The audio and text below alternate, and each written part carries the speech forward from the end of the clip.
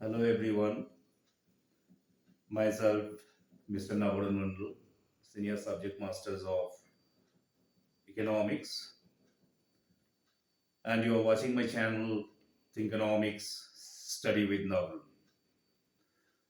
Today I will be starting with a new chapter, National Income. It is one of the important chapter for both your CBSE board and your ISC board. Even it is important for the competitive exam like UPSC and WBCS. As per the latest syllabus, change in the syllabus of economics for ISC 2023, from this chapter, 12 marks question will come. So you have to study it intensively. And from my experience, what I found that boys and girls, they find it a little bit difficult to understand the two-sector model of the circular flow of income. Now, this two-sector model of the circular flow of income, it can be of two types. One is without leakage and injection, and the other one is two-sector model with leakage and injections. So initially, I will start with two-sector model of circular flow of income without leakage and injection. Now, my dear students, as the very name two-sector model, it implies that we are considering an economy where there will be only two sectors. That is household, HH represent household, and farm, that is the business enterprises. Here we are assuming that there will be no government. We are also assuming that this economy, which consists of household and farm, this does not have any trade relation with the foreign country. That is, it is a closed economy without any kind of government, and only two sectors, that is household and farms, will be there. Now, what is the role of the household? Actually, this household, they are the owner of the factor services. Factor services, you know, land, labor, then capital. Okay, they are the owner of the factor services. Whereas the other one, that is the firms, they produces the goods and services. All right. What a household will do? Household will supply the factor services to the farm. Let us make it more easy. That the household supply labor to the farm. All right. Household is supplying what? Labor to the farm. What they will get in return? The farm in return will pay factor payment to the household. What is the factor payment for the labor? All of us have studied in class 9, 10 and also 11 that the factor payment for the labor is wages. So the farm will pay wages to the household. See the flow.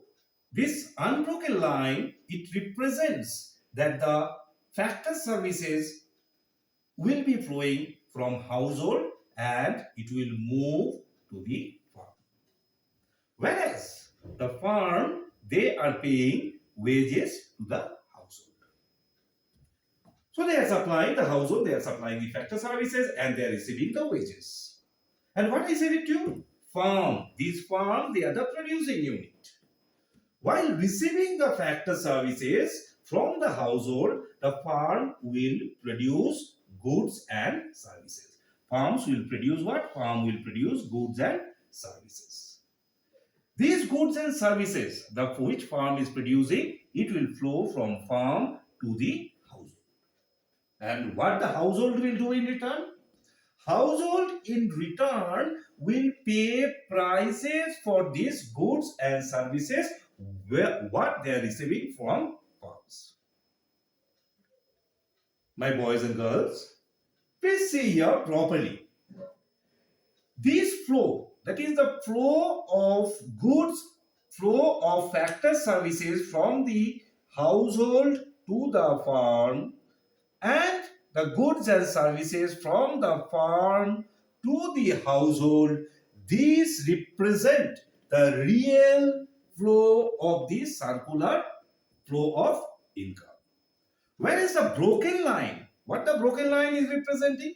That the wages are flowing from farm to the household, and the household, they are using these wages or the factor payments for purchasing the goods and services. So the money is flowing from farm to the household initially, and then again the money is flowing from household to the farm.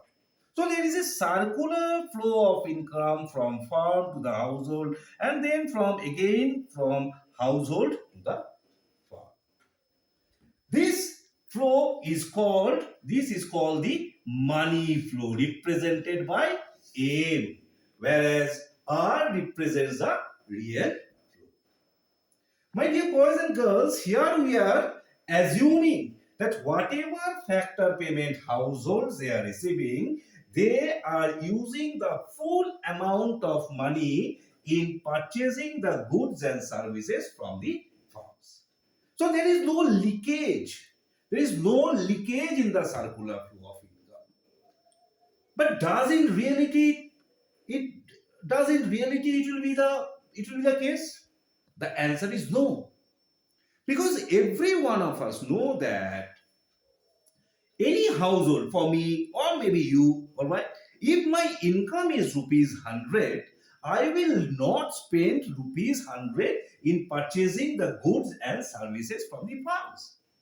Because I have to save some amount of money for my old age. Maybe after 60 I will not be able to work. So I have to keep some amount of money for the old age. I have to keep some amount of money maybe for child's education. I have to keep some amount of money for the unexpected expenditure which may occur in the future. So household, they will not spend the full amount of money in purchasing the goods and services. If suppose my income, Y, it is represented by 100, it will be divided into two parts, consumption and savings. Consumption suppose is 80 rupees, whereas the saving is maybe of 20 rupees. Now, these savings, household, what they will do? Household, they are keeping these savings to the bank or to the financial institution. So, if the total income, as I said, is rupees 100, all right, 20 rupees is going from the household to the bank. What about the other 80 rupees? These 80 rupees household, they are using to purchase the goods and services. Hence, my dear boys and girls, what I can see, that from these 100 rupees, there is a leakage of rupees 20, because this 20 is not coming to the circular flow of income. These 20, these represents the leakage. These represent the leakage from the circular flow of income. Now, if there is a leakage in the circular flow of income, what will happen? The flow of the national income will decrease. The flow of the national income will decrease. Now think what the bank will do with this rupees 20.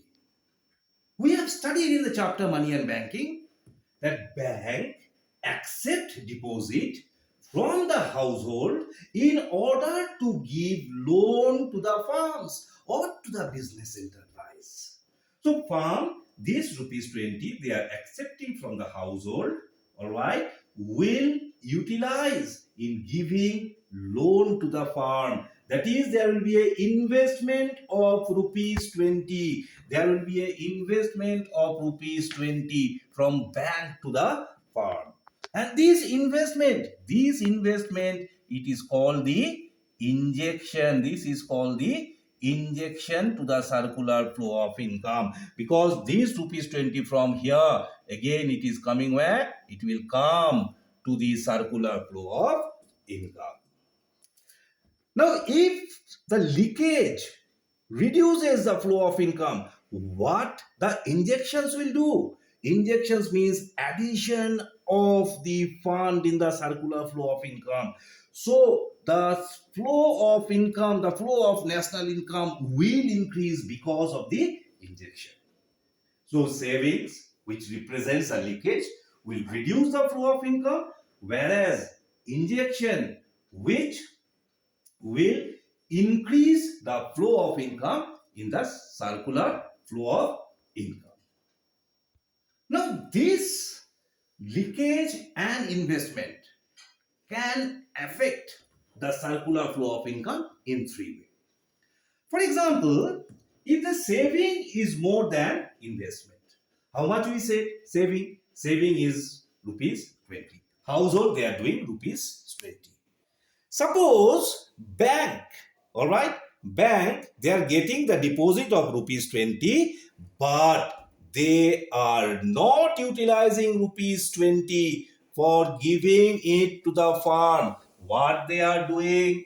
They are now, suppose they are giving rupees 15. They are giving rupees 15 to the farm as a loan. So now saving is 20, injection, that is the investment, is 15.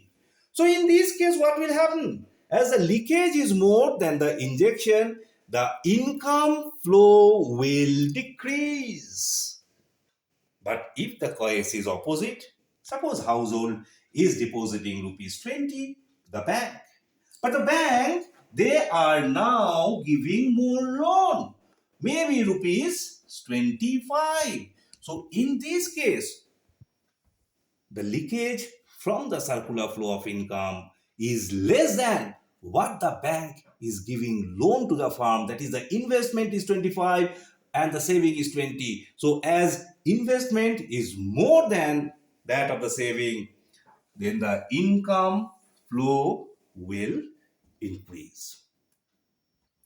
Third case may also arise. That is, if the household gives the deposit of rupees 20 and the bank gives loan to the farm, how much? Of, we suppose, we assume that the bank is also giving rupees 20 to the farm as the investment.